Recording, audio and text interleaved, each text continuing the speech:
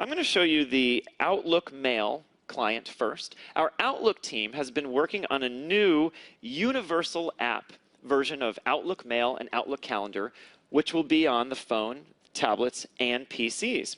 So here's Outlook. The first thing I want to do here is I want to show you the richness of the Outlook experience and how it fits into full Office. So I'm going to open a mail message and I'm going to choose to reply.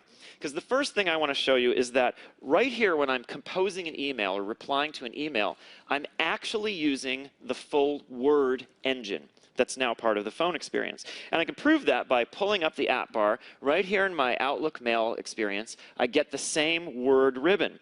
I can do all that nice, rich Word formatting right here in my email experience. And sort of the intensely geeky part of my demo right here for all of you in the room who I know are very familiar with Word. Word's engine supports the lorem function, which I can enter, and when I press return, it provides a whole bunch for me to be able to format and do cool things with, but in the interest of time, I won't do that. I will let you all try that yourselves when you get the insider builds of this, and you can play around with that full Word engine built right in here to the Outlook email on the phone. I'm going to keep going, and actually what I'm going to do now, I want to give you one quick look at messages here in the inbox, because the team has tried to ensure this in a very fast, convenient way. Whoops, I didn't mean to, let me go back.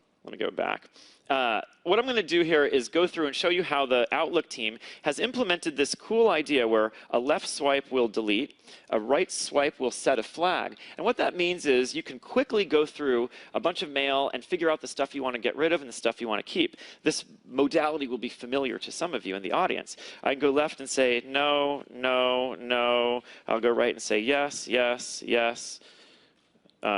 No. So we'll do one more, yes. And so I can flag items, make them visible, and then as I use this experience across my devices, let's switch over to the PC, you'll see here's that same, literally the same code written to our universal app platform. I was showing it to you on the phone, and here it is on the PC. This is the Outlook experience on the PC. This Outlook Mail client will be part of Windows 10. There, our sync just caught up, and you'll notice it's familiar. It looks very similar. See, it has this personalizable image, which I've set to my son and I, and I can do the same UI. I can go left, move, right to flag.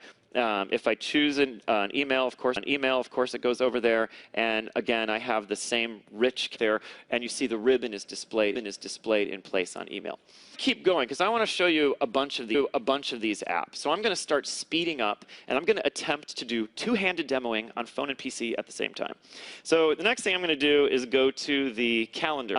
Let me open the calendar, and you saw on the PC, I did this in a familiar way, just by clicking the calendar right down there in the bottom, something lots of Outlook users are accustomed to. And here you can see the calendar is rich and attractive. It's high performant. I can scroll around all these items. I'm now going to zoom out on the PC, and you'll see I'm doing a pinch zoom. I'm going to zoom all the way out to a month view, then I'm going to zoom back in, and I can do this across both devices. I'll try to do it simultaneously. I'm zooming in to pick the number of days that I want. I can go to a single day view, but it doesn't make sense. You'll see I have my appointments are categorized so that they show up in color on both devices. That's a quick look at calendar. Now, because we didn't focus only on sort of kind of business-oriented in their productivity, but we wanted to cover, personal use cases that bleed over into business scenarios as well. So I want to give you a look at our brand new Photos app. This is another universal app. It's implemented once, and it runs across these devices. This is the same code running on the phone and the PC. So I'm going to pan through here. I'll give you a look at the UI. You can see it's basically a simple, straightforward look at all my photos. And you can see on the phone there, it's caching images from OneDrive. You'll see on the left, I have this app switching UI, and I can bring that up on the phone so you see what it looks like on the phone. It's the same code running on both devices, but to fit the right screen. And hopefully, as you saw me pan through this collection, one of your takeaways was, man, that looks nice. Joe must have done a bunch of work to set it up for the demo. Well, what we're trying to do is make the software do the work for you. So I want to describe what's going on behind the scenes here.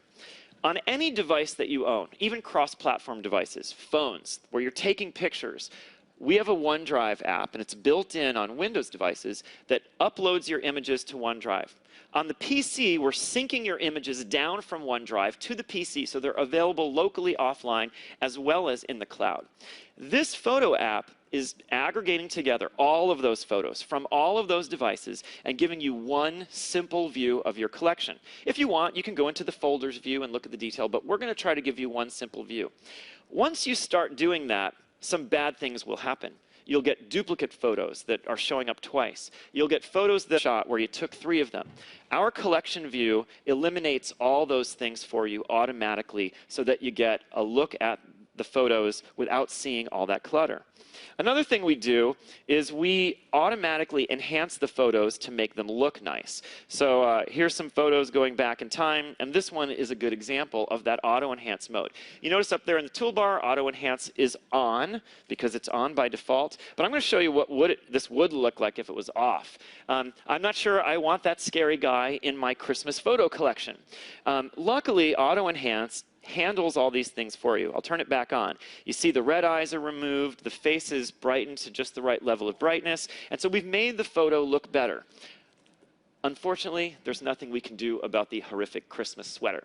But we're still happy with the capabilities that we're building in on the PC and in the cloud to do this auto enhancement, which you'll get benefit from on all your devices. And in case you're one of those users that wants to do things manually, of course we will let you manage these settings yourself as well. You can turn any of these features off and so on. Now, not everything I described is going to be in the first build for insiders, but the features will be coming. And there's one other feature of photos that I want to show that's not yet in our builds. So we're going to run a motion study here. And this is showing our albums feature. I mentioned how we remove dupes, automatically improve the way pictures look. We're going to also automatically create albums. And so what you see here in the collection view at the top are automatic albums that we created. And we do this by detecting the place, the time, the people that were all in a series of photos, and then we create a collection which we call an album. If we can, we give it a name. We let you manage it yourself if you'd like to, but we'll do it for you. When I open one of these albums, you'll see we choose a hero image, the one that we think looks best. We show you the people that are in the album. That's me with my kids doing a 5K run. And then we choose a sample set of photos that we think tell the story of the event.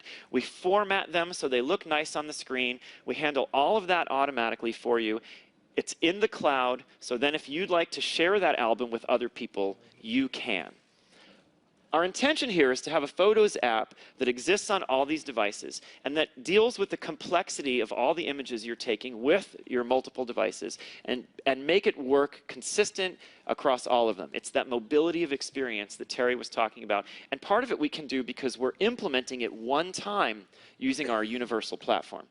Now, I got 3 more apps I'm going to show you. I'm going to go even faster so you get a sense of overview. We're going to do this by motion study. The first one is our People app, which we're implementing, again, as a universal app, one time across these devices. It aggregates all the people you care about across social networks, and it lets you perform quick actions like making a call or sending a message or doing a Skype video call. Next up, our music experience, which we're continuing to evolve across all these devices. And what you'll see here is how we're using the cloud to add a song to a playlist, and then it shows up magically on all your devices.